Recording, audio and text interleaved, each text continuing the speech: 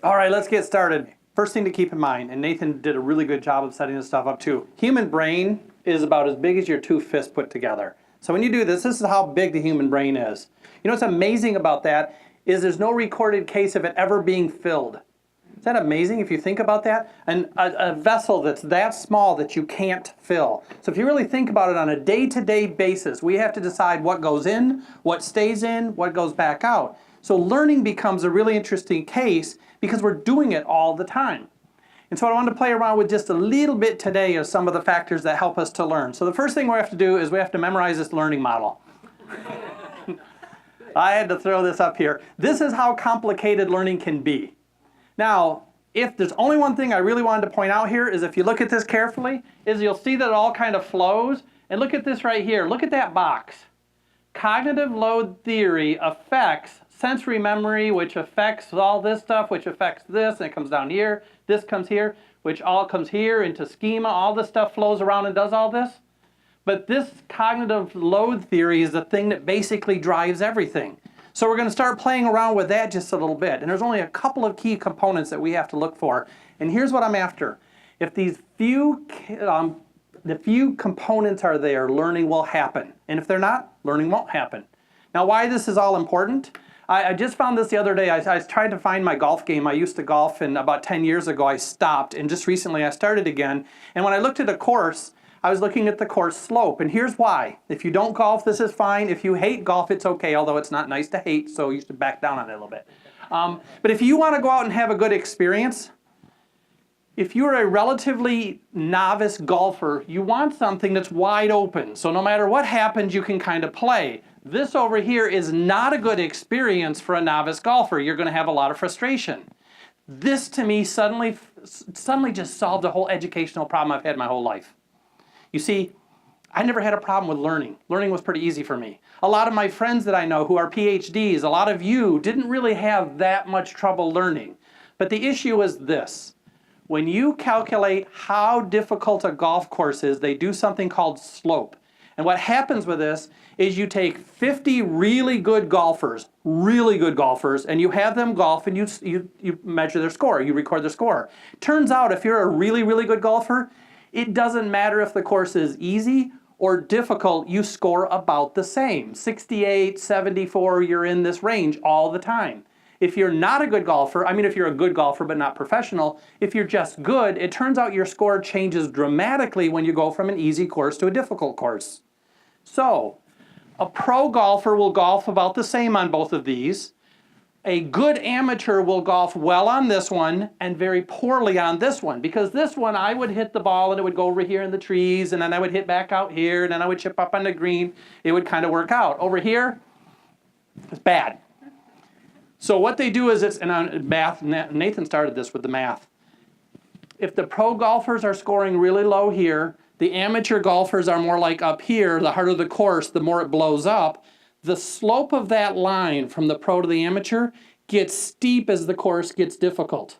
The reason I wanted to take a few minutes and talk about that suddenly occurs to me what happens in educational settings.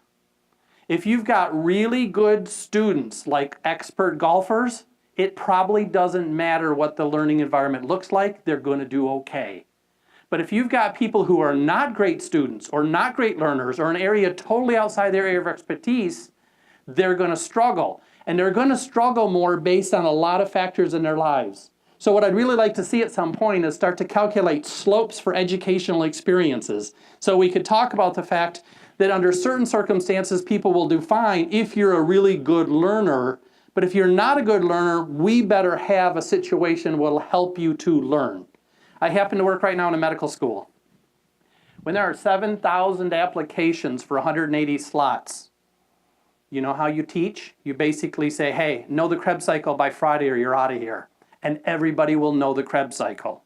You move over to a different situation where students are struggling and say, know it by Friday or you're out of here, they're out of there. So that's what we really have to look at the difference. And that's why I like the concept of, and why this is so important to really figure this stuff out. So 31 years I've been teaching cognitive psychology, and it's come down to a couple of basic things. If you're going to learn, And I look for this every time I go and visit a classroom, every time I talk to somebody about learning, every time I look at students who are struggling with the learning process. And I've played around with this a little bit. Here's a book that I wrote with Terry Doyle. It's called The New Science of Learning. This thing turned out in Stylus Publishing to be the best-selling book in the history of Stylus Publishing. It was just a little book helping students to learn. Anybody want to read this, by the way? Oh, look how fast you moved. You can have that one. Anybody else? Too slow. Okay.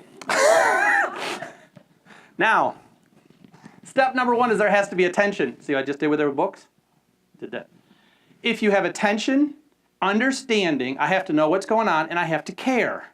When you came in here, in fact, when Nathan was reading off those sentences, when he's talking about the Southern drawl and gave you words, you didn't care what the numbers were, so there was no utility, no value in those numbers. He could have, after he read the list, he could have come back and said, I will now give $1 million to anybody who can create that list. And all it would have done was made us sad. Because we have found out through lots and lots of research, incentivizing something after the fact doesn't put it in your brain. It's not there, it's gone. So we have to look at those factors. Now that's to learn. To remember, if we want to keep something there, learning is different from remembering. I used to teach a course on learning. I used to teach a course on cognition, and I taught a course on memory. It's all different courses. Learning and memory can go together, but you have to learn first, and then you have to remember. To remember, we have to repeat something. We'll get to it in just a second, elaborate on it, tie it to other things, and then we have to come back and pick it up periodically. Reflect on it. Okay, so we'll get to that in just a second, those details. The other thing I wanted to point out real quickly is that we need to look at what's called the learning paradigm. We're focusing on learning instead of teaching. For too long, what's happened is we've looked at the teaching process. What does that look like? When I teach statistics, today I'm going to cover a variability. Today I'm going to teach the a priori hypothesis testing. It's what I'm going to teach. If we focus on the learning component, is by the end of today, you will have learned. And I like to talk to lots of different faculty members. I tell them, if you're really not sure if you're focused on teaching versus learning, the question is, would the environment look different if there were no students? And if the environment wouldn't look different without any students, you're probably teaching focused. If you say, well, I'd have to have students, otherwise it wouldn't make sense, then you're more learning focused. And so when people say, I've got to teach about vaccines, I'm going to go in and teach this session. Oh, I've got 20 minutes to present this information. That's all about teaching. We should say in 20 minutes, what can people learn? So that's the focus we're going to do. So here we go. Active learning is more effective than lecturing. Hey, we've talked about which statements you've heard before. How many of you have heard this phrase? Have you heard this, right? Okay. I don't get it. I don't understand it. It doesn't make any sense to me. So here's one thing I'm trying to blow up in the educational system right now. When someone says active learning is more effective than lecturing, I know what it's supposed to mean. Getting people engaged in doing things is better than just being talked to all the time. Totally get that. But legitimately defend this. How do we set up a research test to test this validity of this statement? It becomes a little bit tricky. And so in the sense of time and what I have here, I'm just going to cut right to the chase here and ask you, I guess I'll ask you too, so what are some concerns with this statement? Look at this real quickly. Active learning is more effective than lecturing. True or false? Is this a true statement? What's a concern with the whole concept behind this statement? Go right ahead. It assumes that the mind isn't working when it's listening to it. There you go. One of the things that, well, first thing it does is assumes what our brain's even doing. What we're saying here is active learning is more effective than lecturing. There's making an assumption that this is an either or, and active learning is one thing, lecturing something else. You are engaged when there's active learning. You're not engaged when there's lecturing. Where engagement was better than not engagement. So, oh, yeah, there you go. Active learning is better than lecturing. Wow, that's a lot of steps. Anything else that's got a problem? So that's a really good one. Other issues with this statement? More effective at what? Yeah, there you go. At what? What is it more effective at? Although I hear this all the time in the literature. I've even heard statements about lecturing being unethical. For what? And so the statement at what is an issue. And then there's one more we'll hit real quickly, and then we'll move on. What's another problem with this statement? We'll go back to your circle. What is active? There we go. You want to start operationally defining terms, and we're going to have a terrible problem with this whole concept. Because what is active? What is learning? What is lecturing? Oh my gosh, what is lecturing? And what is effective? If I told you right now that I thought Chinese food was more nutritious than American food, I think everybody in here would say, whoa, wait a minute. For whom? What kind of food? All this stuff is going on. But we hear statements like this and we love to just jump on board. The concept is out there. In fact, read this real quickly.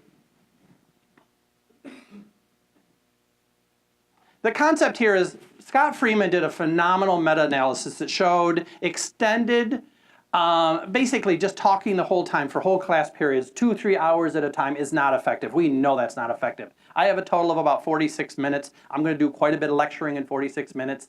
Lecturing is a phenomenal way to get a large amount of information across in a short period of time to a motivated group that has pretty high intelligence in terms of the topic. If you've got an understanding of the topic, and you've got a motivation to learn it, so you're going to attend to stuff, lecturing can be very effective.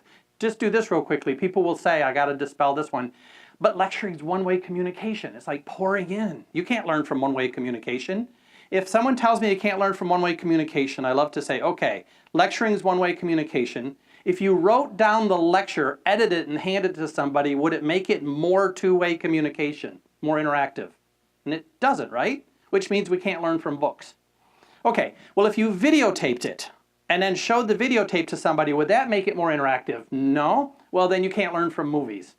If you can't learn from movies and you can't learn from books, I got a problem. I think you can't learn from bad lectures. Ooh, let me try for just a second. I don't have much time, but I can do this one. Here you go. Classical conditioning. Classical conditioning happens when you take a naturally occurring phenomenon, unconditioned stimulus and unconditioned response. Essentially, a loud noise will lead to something like a jumping, and that's a naturally occurring phenomenon. Now, if you take this unconditioned stimulus and pair it with a neutral stimulus after repeated times, the neutral stimulus will come to elicit a response that's similar to, but not identical to, the unconditioned response. We're going to call this conditioned response.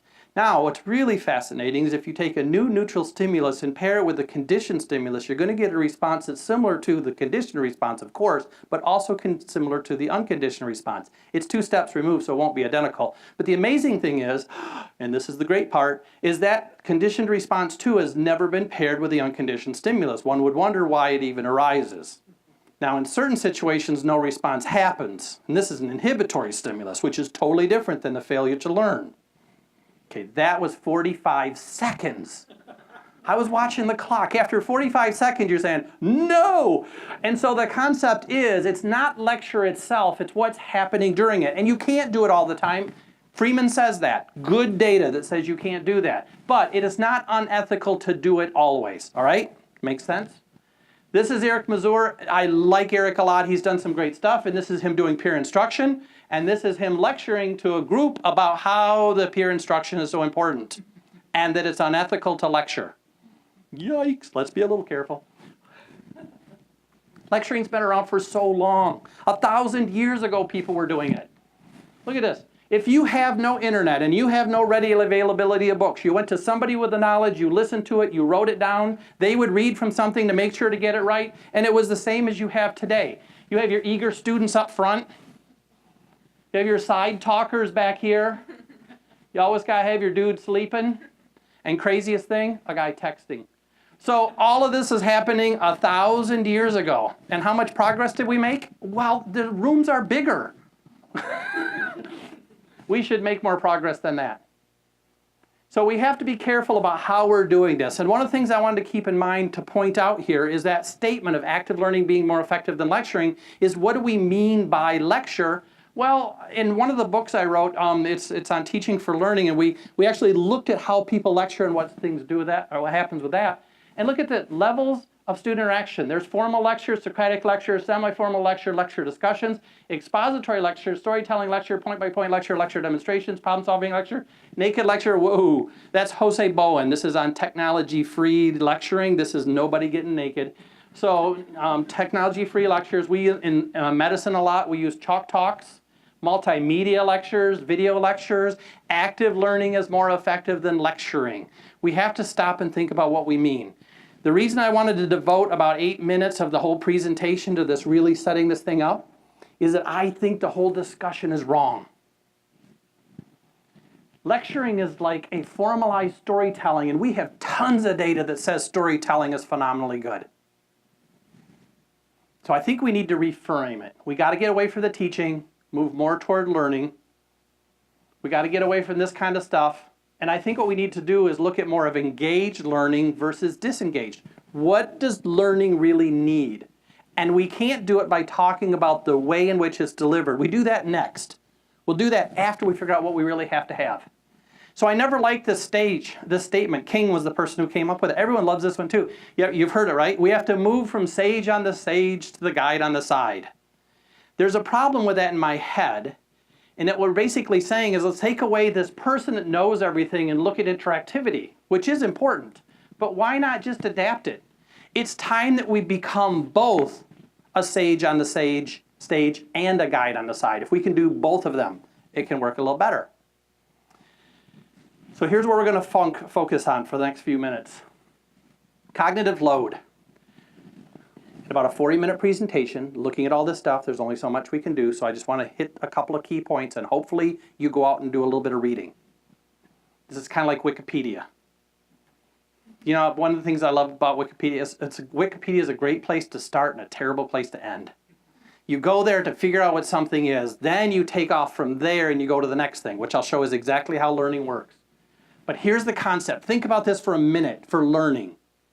Ignore the lecturing, the jigsaw method, the buzz groups, the think, pair, shares, all of that stuff, and just think again for the learning part for just a minute. Intrinsic load.